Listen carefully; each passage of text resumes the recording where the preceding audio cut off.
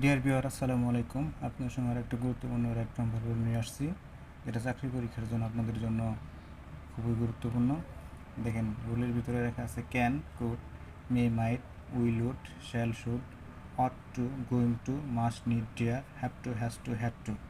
এগুলোকে একবারে আমাদের মরলক দিলে ভার্ব বলে।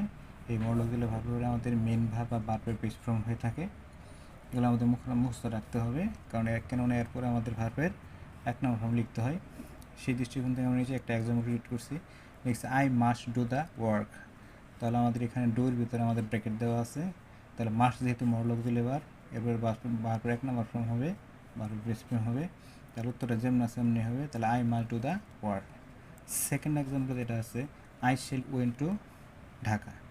I shall went to Dhaka. তাহলে শেল একটা মরলক দিলে ভার্ব। এই মরলক দিলে ভার্বের পরে আমাদের ভার্বের কত নম্বর ফর্ম হয়? এক নম্বর ফর্ম হয়। তাহলে উইন্ট হলে ভার্ব 2 নম্বর ফর্ম। এটা যদি আমরা সেন্টেন্স কারেকশন করি তাহলে আমাদের বসাল উত্তরটা হয়ে যাবে।